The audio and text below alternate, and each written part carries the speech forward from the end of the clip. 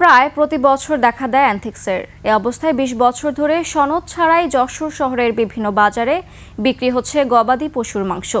নির্দিষ্ট জবাইখানা না থাকায় ব্যবসায়ীরা নিজের বাড়ি, দোকানের ভেতরে অথবা রাস্তার পাশে পশু জবাই করেন, আর এতে বাড়ছে স্বাস্থ্য ঝুঁকি।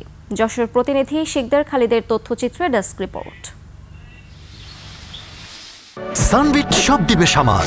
সানবিট ম্যাজিক প্রেস ডিশওয়াশিং এর মাথা ঘোরানো সলিউশন।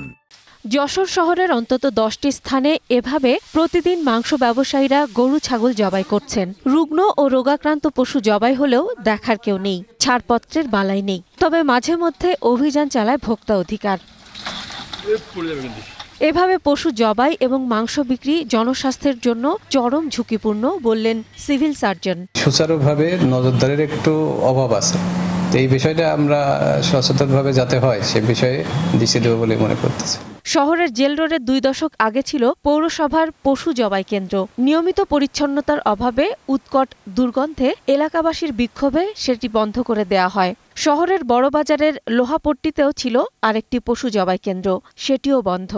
আমরা সুস্থ সবল কোনো গরু ছাগল পাচ্ছি কিনা আমরা নাগরিকরা তা জানতে পারছি না। পশুটি যথেষ্ট হাইজেনিক কিনা, আমাদের স্বাস্থ্যসম্মত কিনা, সে বিভিন্ন সংক্রামক রোগ বহন করছে কিনা, এটি আমাদের মানব সমাজের জন্য বিপজ্জনক কিনা। মানুষ যেটা নিয়ে জীবন ধারণ করে সেটার পরীক্ষামূলক যাদের যে দায়িত্ব সেটা পালন করা উচিত। মাংস ব্যবসায়ীরা বলছেন পশু জবাই কেন্দ্র না থাকলেও প্রতিদিন এসে টাকা নিয়ে যাচ্ছে পৌরসভার লোকজন। আসে স্লিপ নিয়ে যায়, এই যে কাটারগুলো এতগুলো দোকান আছে, প্রত্যেকটা দোকান থেকে তারা 50 টাকা করে 100 টাকা করে নিয়ে যায়। তার যেমন শেষে করে তো এখন কোন কত গরু করে, অসুস্থ গরু করে, সুস্থ গরু করে, এটা তো দেখার লোক নাই। কিলখানার জন্য বাজেট আসছে, কিন্তু কেন যে যশোরে ওর পরে কিলখানা হলো না এই বিস্তারিত বলতে পারছি না। পশু জবাই কেন্দ্রের অচিরেই সমাধান হবে বলছে পৌর কর্তৃপক্ষ, আর বিষয়টিকে গুরুত্ব দেওয়ার আশ্বাস দেন জেলা প্রশাসক।